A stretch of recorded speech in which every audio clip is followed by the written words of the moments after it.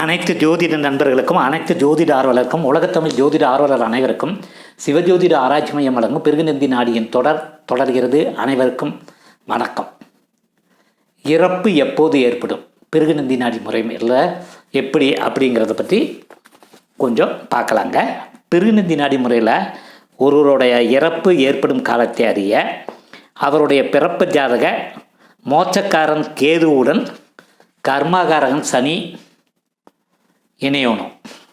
சனின்னா காற்று, அதாவது மூச்சுக்காற்று, கேதுன்னா மூச்சுக்காற்றை தடை செய்து விடுகிறது. அதாவது ஜாதகரோட மூச்சு நின்று விடுகிறது, ஜாதகரோட கர்மா முடிவடைகிறது. பிறப்பு ஜாதக ராகுவோடு ஜாதகரை குறிக்கும் ஜீவன் குருவும் இணையும் போது ஜீவனை ராகு சாப்பிட்டு விடுகிறது. அதாவது கேதுவுடன் சனி இணையவும் ராகுவுடன் குரு இணையவும், இந்த இரண்டு இணைவும் ஏக காலத்தில் நிகழும்போது மட்டும் இறப்பை கொடுக்கும். அதாவது கேதுவோட சனி இணையணும், ராகுவோட குரு இணையணும். இது அட் அ டைமில் நடக்கும்போது இறப்பு நிகழுங்க. இந்த கேதுவுடன் சனி இணையவும் ராகுவுடன் குரு இணையவும் ஜாதகரின் வாழ்நாளில் இது 2-3 தடவை வரும்.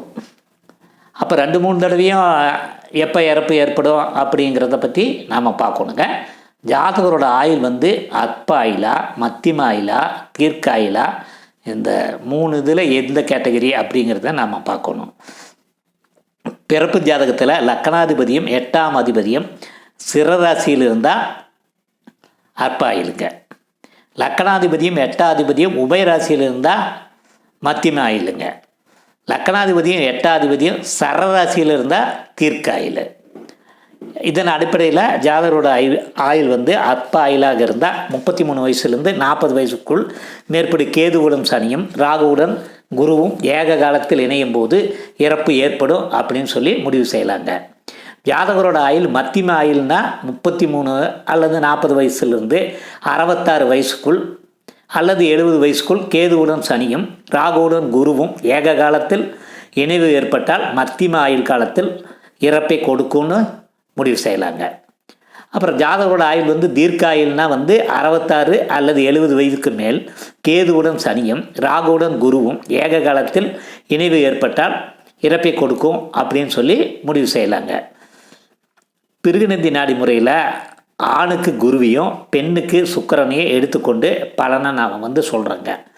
ஆனால் இந்த இறப்புக்கு பொறுத்தவரையிலும் ஆண் பெண் இருவருக்கும் குருவைத்தான் எடுத்துக்கொள்ளணும். பெண்ணுக்கு சுக்கிரனை எடுத்துக்கூடாது, குருவைத்தான் எடுத்துக்கணுங்கிறது நல்லா ஞாபகத்துக்கு வச்சுக்கோங்க. இவ்வளோதாங்க இறப்பு எப்போது ஏற்படும் அப்படிங்கிறத பற்றி ஒரு சின்ன எபிசோடு. இந்த எபிசோடு உங்களுக்கு பிடிச்சிருந்ததுன்னா சப்ஸ்கிரைப் பண்ணி பெல் பட்டன் அடித்து உங்கள் கமெண்ட் பாக்ஸில் போடுங்க.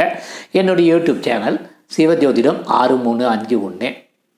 இதே நேயர்கள் உங்களுடைய நண்பர்களுக்கும் உறவினருக்கும் ஷேர் செய்ய வேண்டுமாய் அன்புடன் கேட்டுக்கொண்டு உங்களிடமிருந்து விடைபெறுவது உங்கள் அன்பு நண்பர் அஸ்ட்ராலஜர் டாக்டர் டிவி பாலசுப்ரமணியன். நன்றி நேயர்களே, மீண்டும் சந்திப்போம்.